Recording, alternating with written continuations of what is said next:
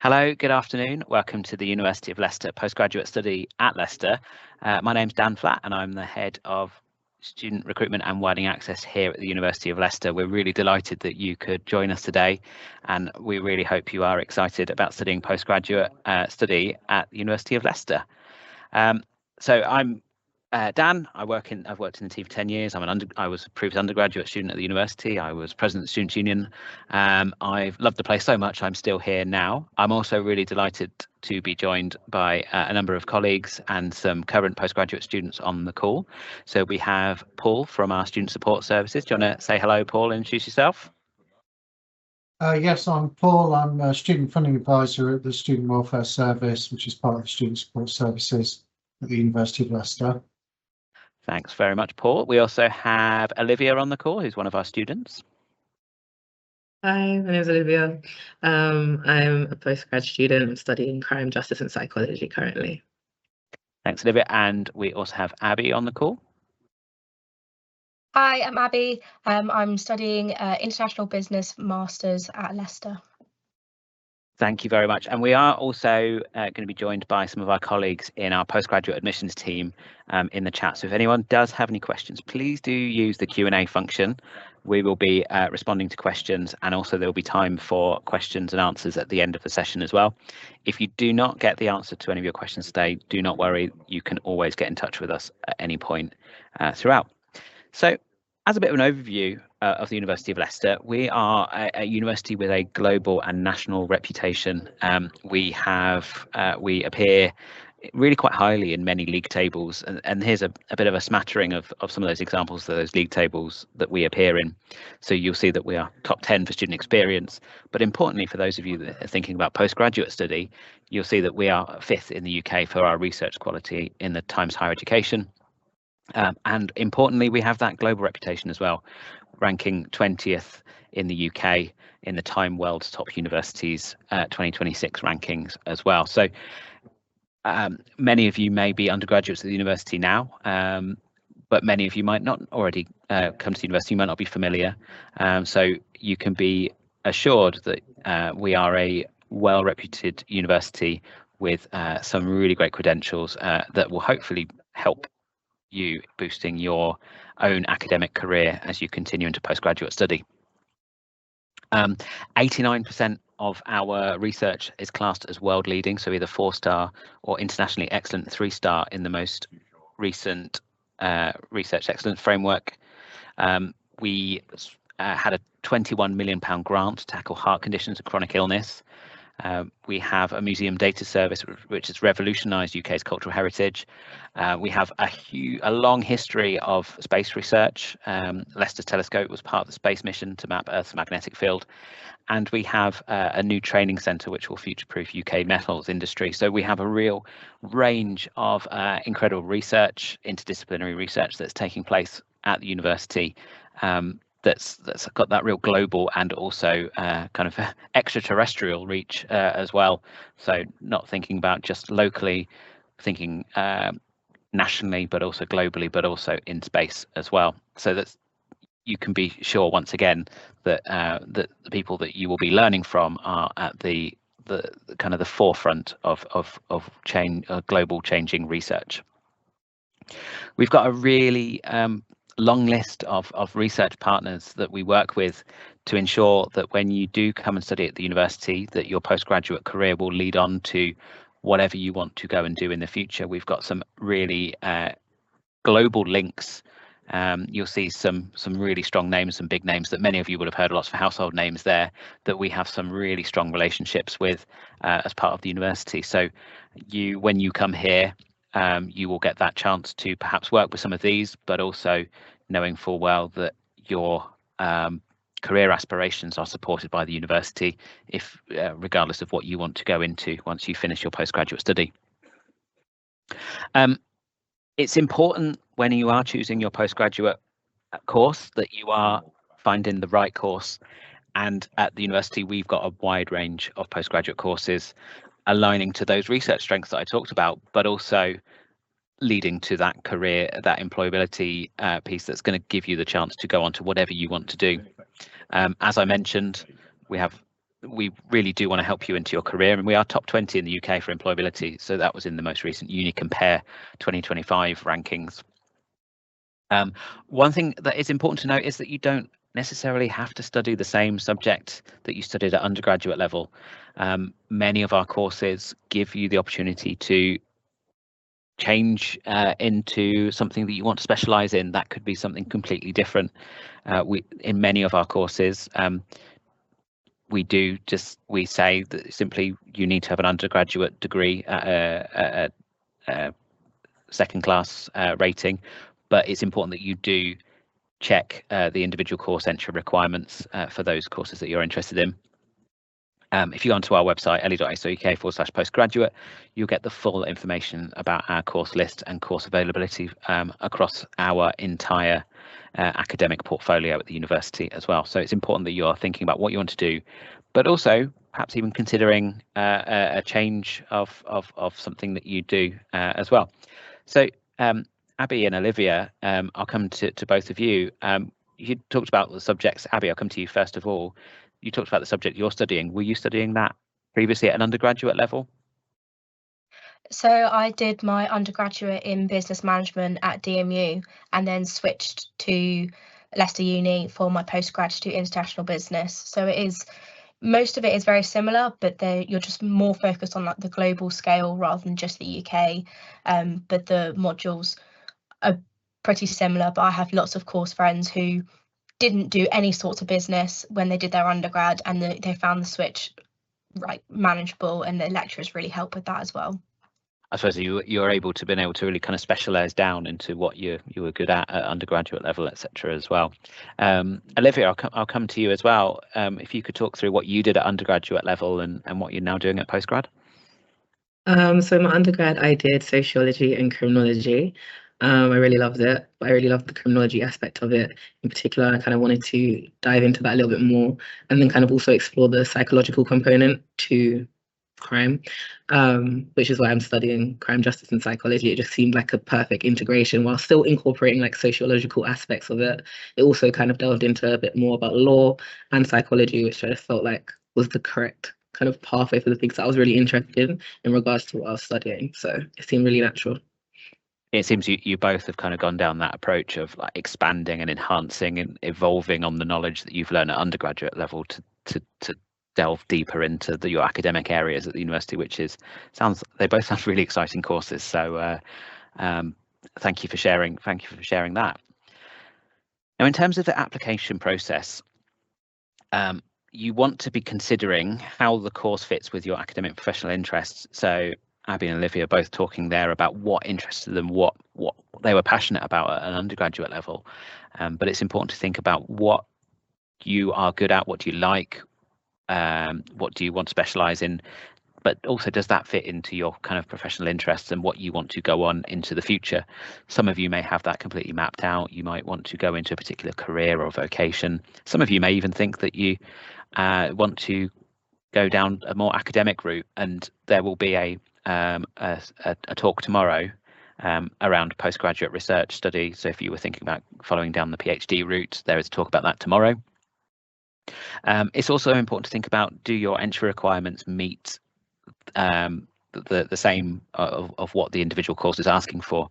So it's really important to think about, do your predicted, if you're currently studying an undergraduate level, do your predicted grades and your current what you're currently kind of set for, does that align with what the course is asking for? But I do want to reiterate, it's absolutely fine to ask questions. Don't be afraid to ask. You're doing the right thing and joining us today. Don't be afraid to ask questions of academic staff. Reach out to our students. We've got Olivia and Abby who will be more than delighted to answer any questions about studying at the university.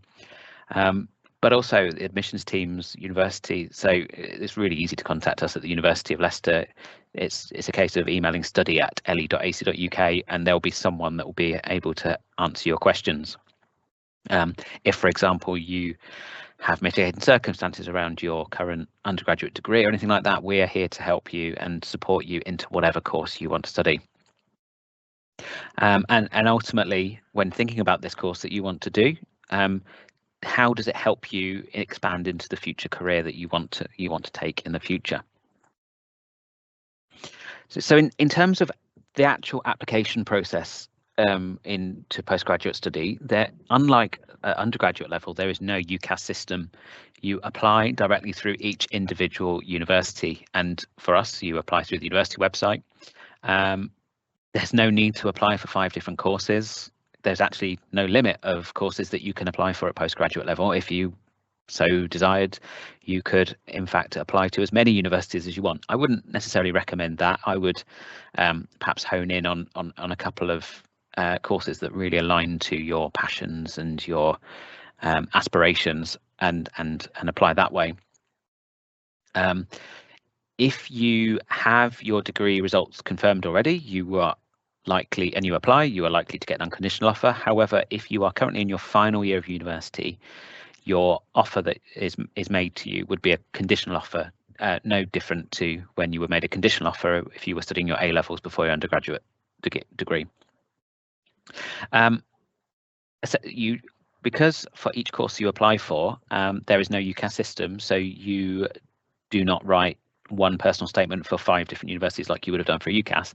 You write an individual personal statement for each individual course that you study.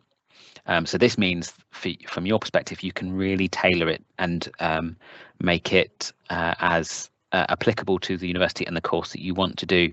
You can really hone in on stuff that is related to the specific course you want to do in a way that you couldn't necessarily do at an undergraduate level for UCAS, because you wouldn't necessarily, when applying to 5 different universities at an undergraduate level, you don't want to mention university by name.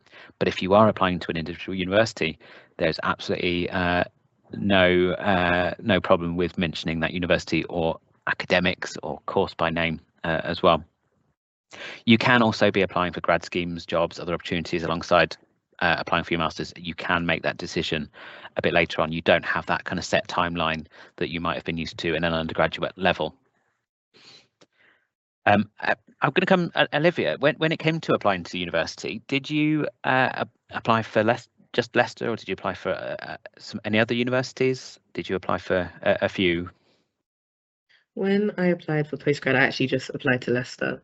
It was part of the decision that I made to do a master's was very conditional on the kind of the support that I was given in undergrad, and I felt like continuing within the school, especially because I knew a lot of the staff and I knew the support that I would be kind of stepping into. I knew the environment was already a great environment to be in, so I didn't feel like realistically, I didn't feel like it could have really got better in that way. So I felt like it just made more sense for me to just kind of stay with what I knew.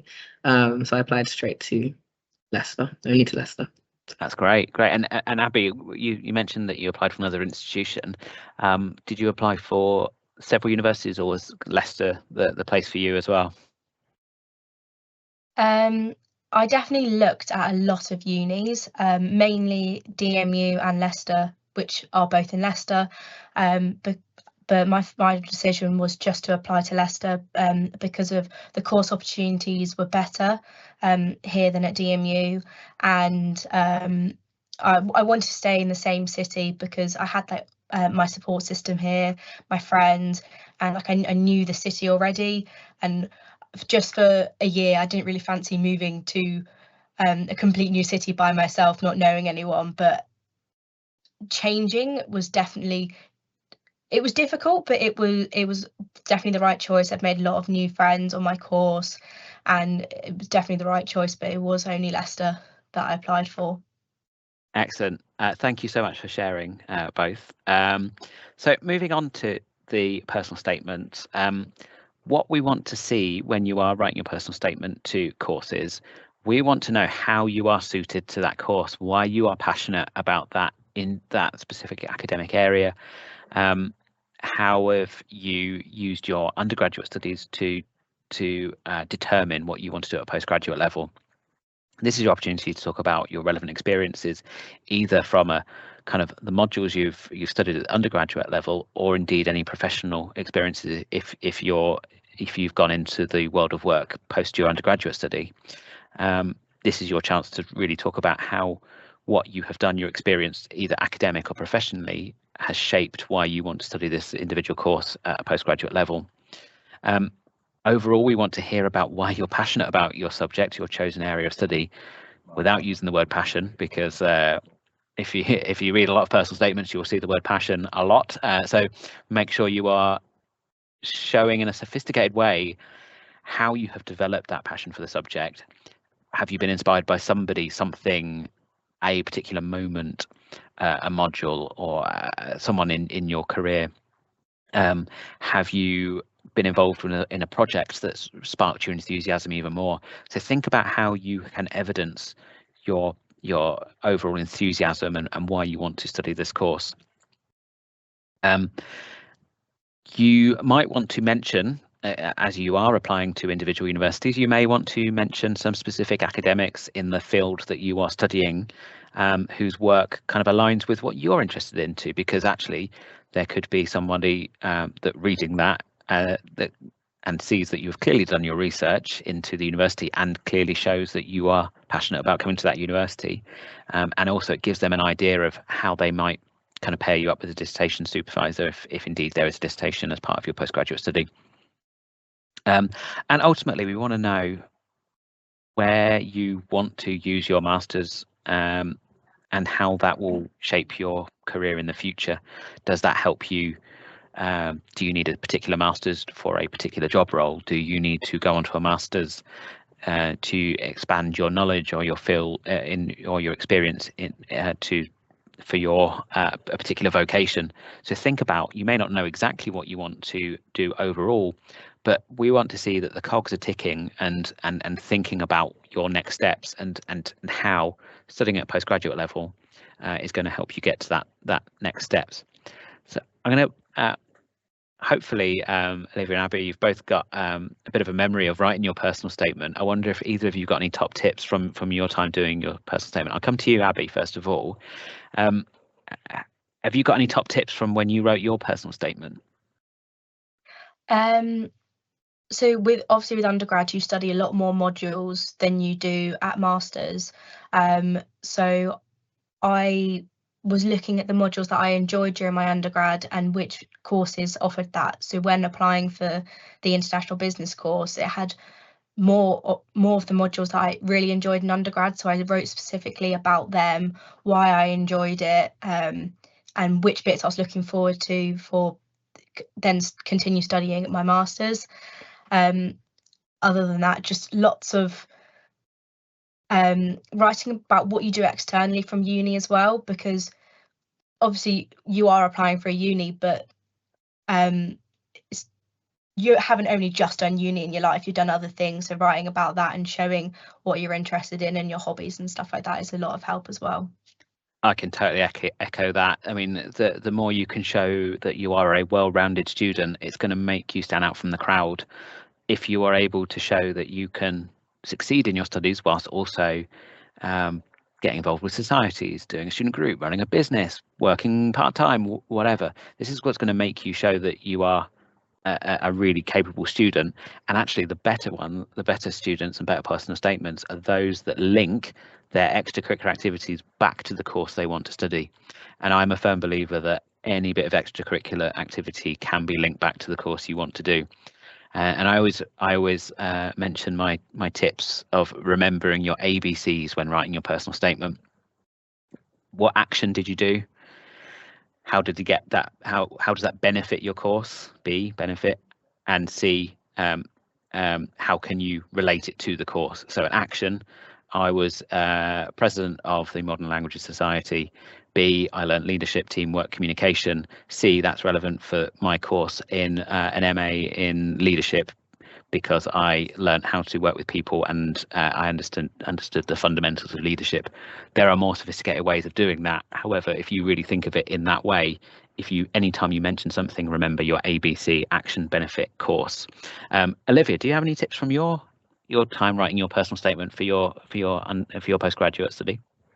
For my masters, I feel like my focus was kind of reflection. I think sometimes it can be very easy. I think even going from like maybe year 13 into like first year uni, I think I just really needed to take the time going from third year to the masters, kind of think about why it is exactly that I wanted to take a master's, and that I was doing it effectively for the right reasons. And I think for me, it wasn't necessarily holistically to do with anything. I kind of wanted to focus more, it's hard to explain. I wanted to focus more on the future, but also understanding why it was right for me in the present, if that makes sense. And I just think sometimes a reflective approach was what was correct for me. So I set about thinking about, okay, why do these things interest me? Why is that the type of thing that I want to kind of learn more about? How is that going to benefit me in the future? Kind of similar to what you were saying. And I also, like Abby was saying as well, took those things that I was doing, like extracurriculars, because it's a very key point that you don't just study, you've done so many other things, and you talk about why those things are relevant to you as a person and how that then influences your decision to want to go and take this course and your interest into the course in that way. So I kind of took a very reflective approach. I took the time to kind of sit with myself and think, this is exactly what I want to do, and this is why I want to do it. And I think that's probably my biggest tip, to kind of make sure that you're making the decision for the correct reasons, because you're passionate about it, because you have influences or your background or whatever kind of experiences you've had have led you to kind of making that decision. I think that's kind of the advice that I would give. Just kind of really sit with yourself and make sure that you're thinking about and reflecting about why this is something that you want to do. That would probably be my advice.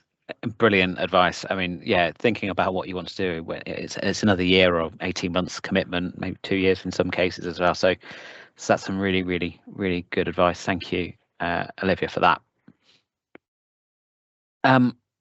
So we've talked a bit about kind of tailoring your personal statement for each individual course. Once again, it's important that you are being positive, enthusiastic, use that professional tone of voice, but showing that passion through how positively you talk. Make sure you're using that compelling evidence, keeping it clear and concise. In many cases, there are word counts or character counts in personal statement applications. Ensure you're proofreading, your editing and checking spelling, punctuation, grammar. Sounds like basic advice, but we do see some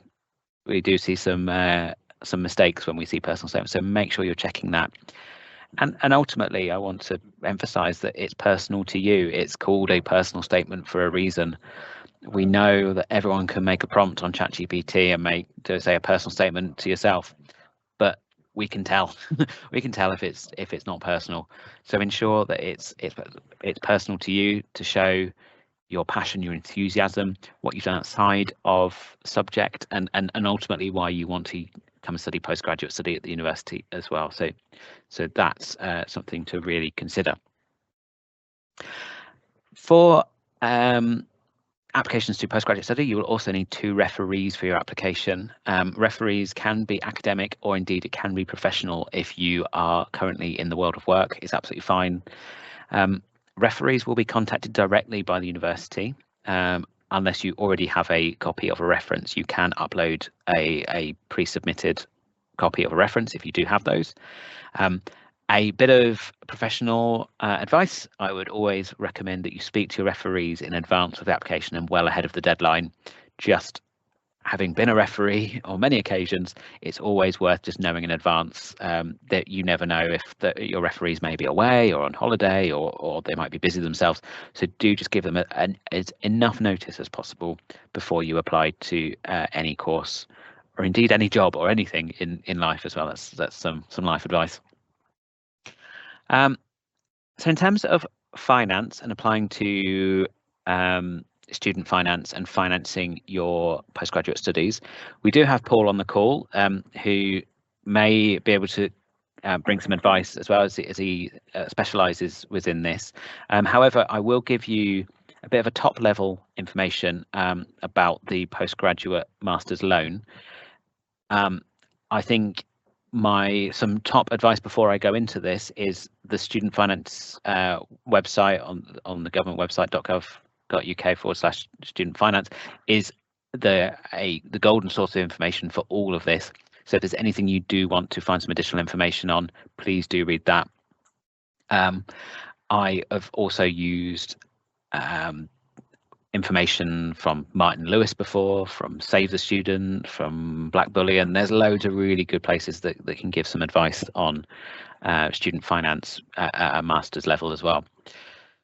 So in terms of the postgraduate master's loan, The loan that you can get is there to fund both your course and some of your living costs while studying at postgraduate level. Unlike at undergraduate level, where you apply for the tuition fee loan and the maintenance loan, you apply for just one loan, and that is paid directly to the student and is not means tested. So unlike your tuition fee loan at undergraduate level, where that's paid directly from Student Finance England to the university, this is paid directly to you as a student, and then you need to pay the university, unlike at an undergraduate level.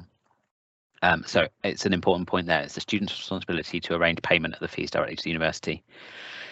This is specifically for those living in England and staying in England for the duration of the course, and is only available for full master's courses, not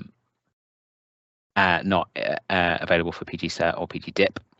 So the postgraduate master's loan is up to £13,206 for a course starting in 2026-2027 year.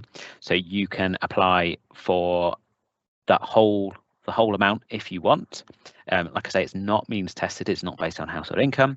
You can choose to apply for that whole amount, and then it may be that your fees, that might cover all of your fees, or it might be that if your fees are £9,000, for example, you would therefore have another 4,206 for your living costs or whatever you want to spend it on. So some people do choose to take out the full master's loan in order to cover living costs as well as their tuition fees, but it's entirely up to you to decide how much you want to take out and spend it on. You could choose to take out the full loan and just use it for your own living costs and just pay for the tuition fees if you've got existing savings or whatever. It's entirely up to you. Abby and Olivia, you've both taken out the master's loan. Abby, have you used this to pay for your tuition fees or maintenance loan, or a bit of both? How have you approached taking the loan out? So it is mainly used for my tuition fees, but then any leftover funds that I've used for joining societies and having like the social life in Leicester is not purely enough to live off of, so it has meant getting like a part-time job like this one, and before Christmas I was working somewhere else as well, so it can be enough, but for my case with the higher tuition fees it's not quite enough to live off of. That's really worth really good advice there, because actually the £13,000 sounds like quite a lot of money, but when you consider in tuition fees and living, it might not necessarily cover it, so you do have to consider other income streams as well. Olivia, you took out the master's loan as well. Are you similar to Abby in how you've approached it? Similar approach, definitely. In my case, it does cover my course fees. I'm very thankful it does. But it does also support, because I'm commuting currently from London to Leicester. So it supports in terms of like where I'm staying, the travel costs, and kind of other expenses, like living expenses. But then I also have a part-time job as well to kind of add on to that, because like Abby was saying, it can be a little bit difficult when you're trying to do, society, trying to do other different things. So having a little additional income is very helpful too. So it's good. It's very good. I'm very grateful for it. At the same time, I definitely have had to kind of re-up onto that as well, if that makes sense. That totally makes sense. So in terms of the payments, they're typically paid in 3 instalments per academic year. So it's around 33%. It's kind of in thirds over the course of the year. The payment dates are scheduled around the term start dates set by the university. Repayments are based on your income. So for those of you who have the undergraduate student loan, it will be based on your salary once you start in a job after you finish or leave your course. The current threshold before you start having to paying back works out at £21,000 per year. So if you are in a job after you have finished your postgraduate study, you will start paying back when you are earning over £21,000 a year. This is separate to the undergraduate loan as well, but it's similar to the undergraduate loan. The full total regardless of how little or how much you have paid back, is wiped after 30 years after entering the repayment date is written off. I'm going to bring in Paul here. Is there anything else that you think is worth mentioning around the master's loan at this point? Yeah, try and find other sources of funding as well, as has been alluded to by Abby and Olivia. Having a part-time job is always a very good idea, and the careers service could help with that once you're here, or if you work through the summer prior to it coming. Another thing that I would suggest as well, as an additional source of income, although not quite as ideal as having full-time a part-time job while you're studying, would be to maybe have a chat with your bank as well, because many of the banks that offer undergraduate facilities could offer graduate facilities as well for whilst you study. That can be things like a continuation of the free overdraft facility and things like that, that might be quite useful to get in place. And also any side hustles you've got, anything, just try and find that extra money, and have provision in place before you start the course. Otherwise it can get a little bit messy. Can I just add something else as well? Sorry about the Of course you can. loan. Yeah. In that applications would usually open from about June, July sort of time. The process is a lot quicker than most people will have experienced for undergraduate applications, and that figure of £13,206 is not yet published to gov.uk. So if you're looking there now, it will still give the 25-26 figures, just to mention that in case that leads to any confusion. Yeah, it's worth saying that those will be confirmed by the Department for Education imminently. Hot off the press then. Yeah. But yes, as Paul says, when on the website there, www.gov.uk/masters-loan, is the golden source of information, and also where you make the application as well. So once you have any offers, your postgraduate of study, or any offers of postgraduate study, do ensure, and you are planning to take out the master's loan, do ensure that you have that in time for when you start, because you want to make sure that you can pay off any tuition fees if you are using it to pay your tuition fee. But I suppose it's fair to say, Paul, that if anyone has any issues when they are postgraduate study, they do come and talk to you. Absolutely. If there's any final year undergraduates at the University of Leicester that are part of this session, then feel free to make an appointment. The earlier you discuss your provision for postgraduate study finance, the easier it is to get things in place. Brilliant. Thank you very much. That's really useful advice for anyone that is thinking about studying. I think it's been evident that it's worth thinking about other income streams, but actually it's worth looking into the university's offering of scholarships, discounts, bursaries as well. So at the university, we have our alumni discount. So if you are a current undergraduate at the University of Leicester, we do have a 20% fee discount if you are considering studying here. It's automatically calculated and awarded upon application to the course, so it's not something you need to apply for if you are a current undergraduate student of the university, or a previous undergraduate student at the university. This will be automatically applied. There are some course exclusions, so do double check on the course you are applying for. Additionally, we've got a really great partnership with our friends at De Montfort University in Leicester. So if you are a student of undergraduate for some of our courses, we do have some 20% fee discounts on some of our programs. It's important that you do have a look at which those programs are, because it's not every single program. It's some selected courses. So do bear that in mind. And when you are applying, do have a look into that as well. And once again, that is an automatic one for eligible students as well. If you do have any questions on those scholarships, do email us at study@le.ac.uk if you have any questions about eligibility on that at all. It's important to think about other sources of funding. So I know we've talked about getting extra jobs, side hustles. Some people use savings. Whatever you want to do. Paul made some really good advice as well, speaking to banks as well. My wife extended her overdraft facility when she became a postgraduate student, so it's worth thinking about. If you are currently employed, some of your employers may you may be eligible for employer sponsorship, so some of your employers may be keen to sponsor you to pay for your tuition fees, so do speak to your employer. But also consider local charities and other sources of funding as well. So if you reside in Leicestershire or Rutland, you may be able to borrow up to £10,000 interest-free from a couple of charities there. So there's the Sir Thomas White Loans Charity and the Sir Harry James Riddleston Charity of Leicester as well. There will be other charities around the country that you could be eligible for as well. There are also some specific funding opportunities for members of the armed forces as well, and sometimes family members and former members of the armed forces as well. So do consider these as well.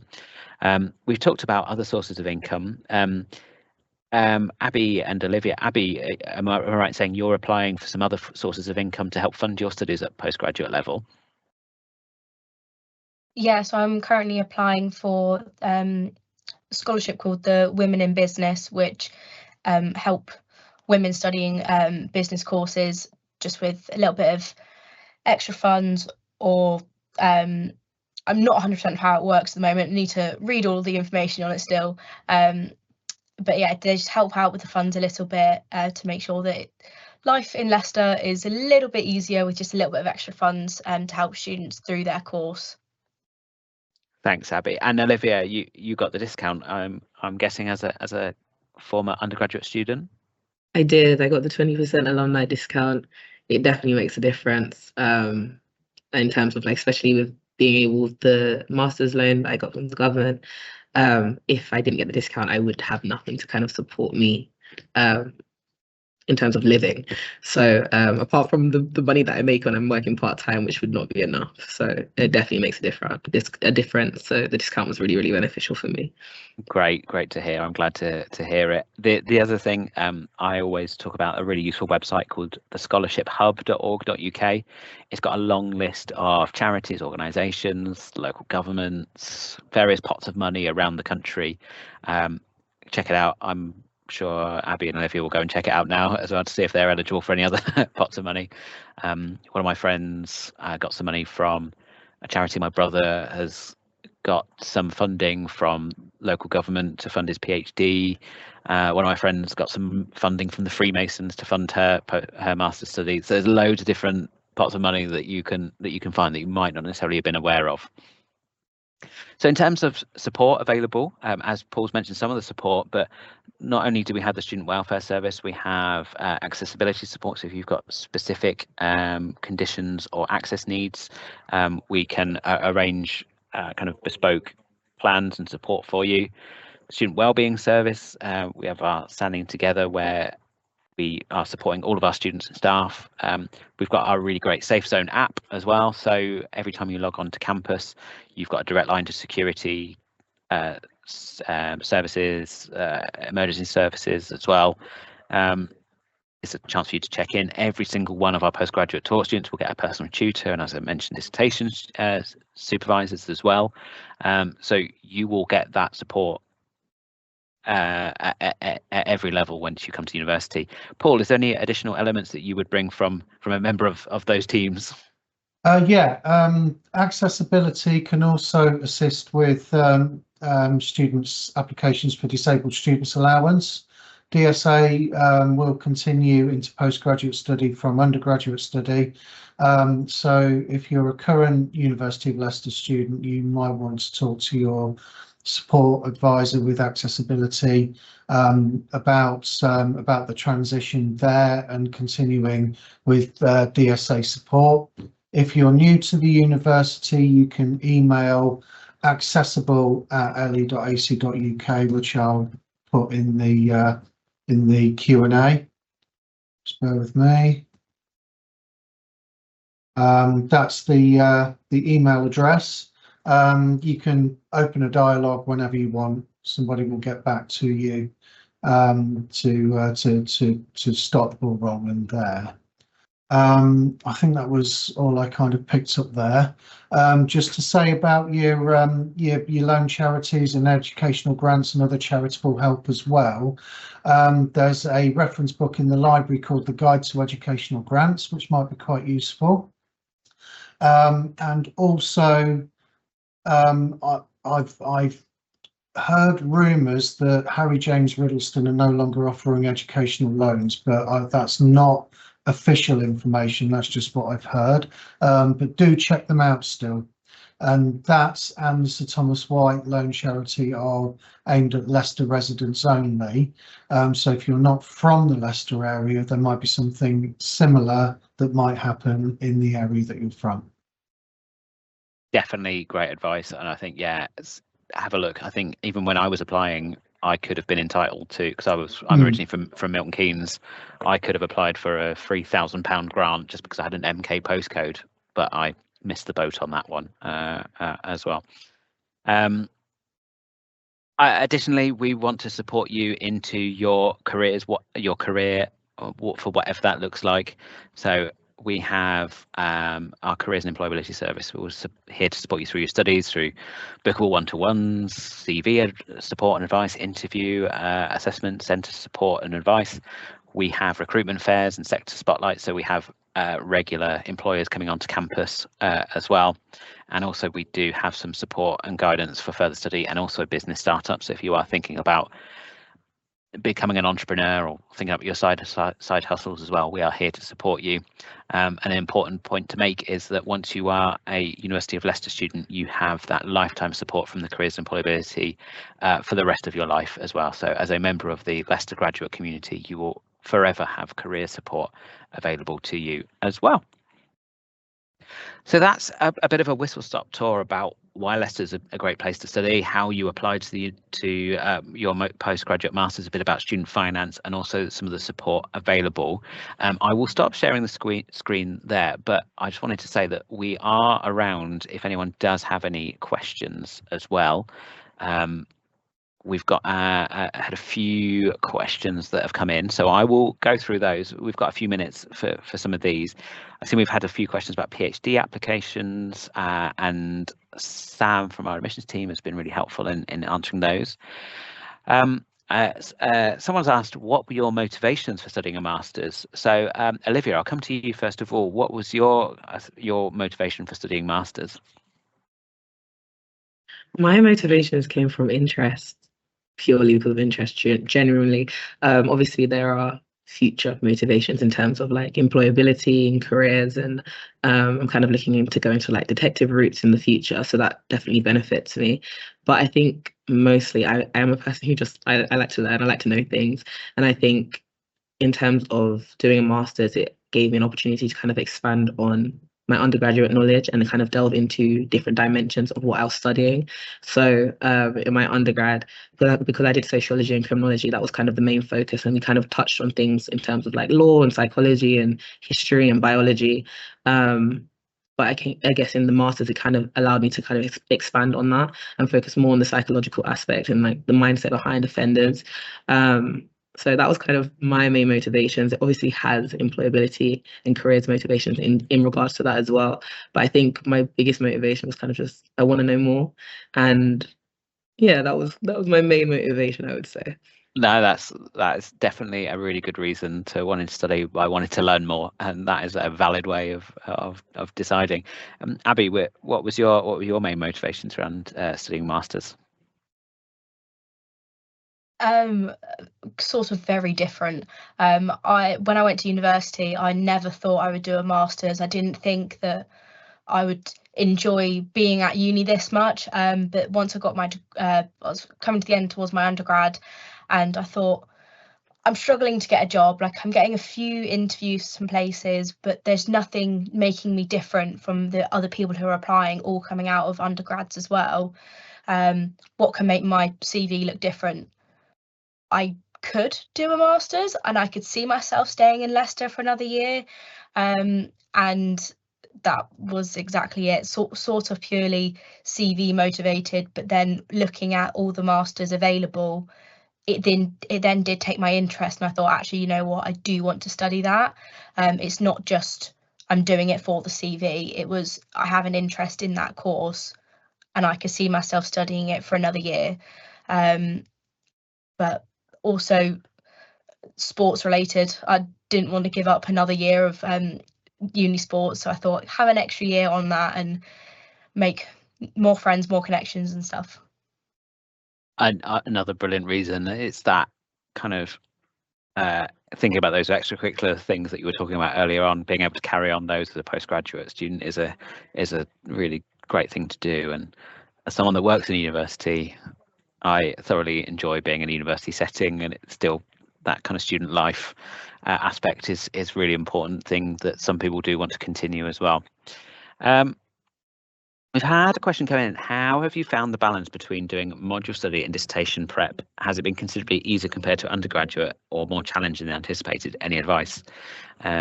Olivia, I'll come to you first of all. I don't know if you've started your dissertation yet, or if indeed you have to do a dissertation. Have you got any advice on this? I do have to do a dissertation. I have started in terms of like researching. So I've done my proposal and I have also done my ethics. I got my ethics back last week and it's all been approved. So I can actually start doing the actual research now. With the masters, I can't speak for all courses, but I believe most courses, when you do a dissertation at masters, it's due in September.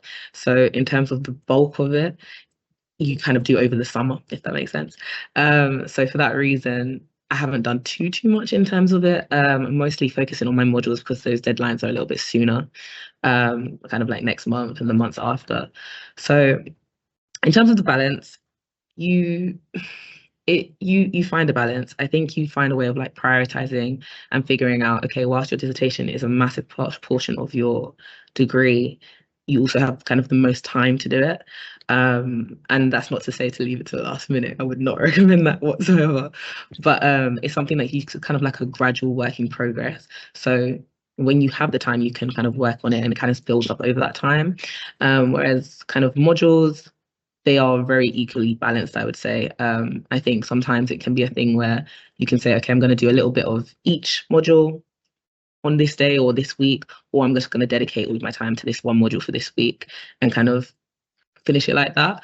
So I think the balance does come very naturally.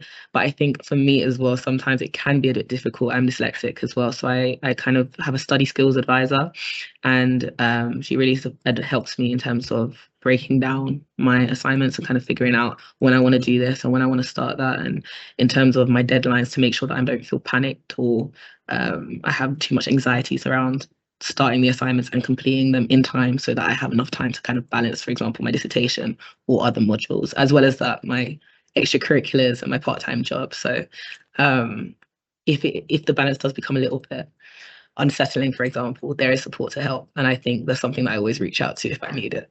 So that's some impressive juggling of spinning plates going on there, Olivia, and my hat goes off to you for how you manage that. And Abby, do you find it similar as well with your kind of managing your day-to-day life? Yeah, it is pretty similar, although our timings for our dissertation is slightly different. For my course, we only have 5 modules in total, and one of them is a dissertation module. So we have managed to be able to do 2 modules before Christmas at the same time, 2 modules after Christmas and between now. So all of that coursework is handed in. So over Easter and then over the summer term, we can just focus on our dissertation. So we've actually not been told, like we've been told to think about what we want to start writing about, but we've not been told to write anything or do any researches yet, because we have effectively 4 months to do it after Easter, and when we can get lots of help and support from the lecturers. But it is, I think it's a lot more independent study for at a master's, but we're typically in for 1 day less, because it is that more independent look. My timetable is typically I'm in 3 days a week, maybe a 4th for like 2 hours, and then the other days it's independent studies. Thanks, Abby. Yeah, it's you're really highlighting a point there of how every course is different and structured different. So it's really worth doing your research into when to do the right course and when you might be doing a dissertation or project or whatever at the end of it. Someone's asked a really important question, which Ash in the chat has responded to. When would be the latest time, the deadline to apply for studying postgraduate in September 26? And the deadline is the 4th of September. So if you are considering postgraduate study at the University of Leicester, our deadline is the 4th of September. A couple more questions, which I'll kind of bunch into one. So for Abby and Olivia, what do you like most about the city, and what does a typical day on campus look like for you? Abby, I'll come to you first of all. What do you like most about you decided to stay in, you moved to a different university in the city, you clearly like the city, and what does a typical day look for you? So I live just outside of the city, so it's a little bit quieter, but the city is like a 15-minute walk away. That it's not far at all. I'm on a different campus, so I'm not on the main uni of campus. I'm in Brookfield, which is slightly further out. So when we go into uni, because they're typically long days, we just sit with my course friends in between lectures in the cafe and the centres like at Brookfield. And even if we're on main campus, we'll go to the library. We'll just hang out in between study times and just really making use of all the university facilities. When I am not at uni, I still actually go to uni. I use the library, I use the gym at uni, which is part of like the Sports Society's membership, and lots of sports. I think that's a big part of my life as being president of one of the societies. So it's a lot of going on. As a former president of society, I can truly relate. Thanks so much, Abby. And Olivia as well, what's your favourite thing about the city, and what does a typical day look like for you? A favorite thing about the city is it's kind of even hard to pick just one.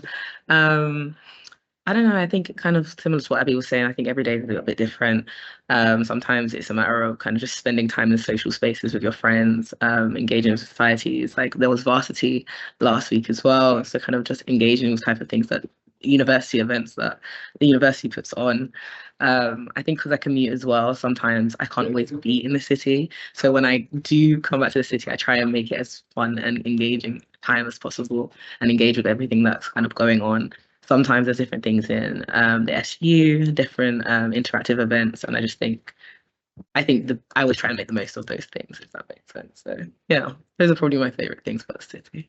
I can totally relate as well. I mean, like I say, I moved to the University of Leicester 18 years ago and met my wife here, never left, and now work here as well. So it is a really great university and a really great city that's become my home. I've now lived here longer than I lived where I'm from in Milton Keynes. I will draw things to a close now. I'm really, really grateful for everyone that was able to join us today. As I've mentioned, if anyone does want to get in touch, you can get in touch with us at study@le.uk. I'll just pop that. I'll just reshare my screen and show you that email address. You can also look on our website for more information about postgraduate study. You can look into the courses available. But I do a reminder that we do have some sessions tomorrow. You will get a link in the morning with how to join. So we have a session on careers at the University of Leicester. We've got our student Q&A panel, which Abby and Olivia will be joining us for again. And also we do have a further session on studying PhD at the University of Leicester. So if you were thinking about going down the PGR route after you've finished your studies at postgraduate taught level, that session will be running tomorrow. So you can still sign up for those on our website as well. So a big thank you for everyone joining us today. Thank you to Abby and Olivia for really giving a great insight into your time as University of Leicester postgraduate students. A big thank you to Paul for bringing your insight and knowledge around student support and student finance. Thanks to Sam and Ash, who have been busy in the chat as well. And thank you to all colleagues that have helped deliver this session today. We look forward to hopefully welcoming you all to the University of Leicester very, very soon. Thank you. Have a good rest of the day.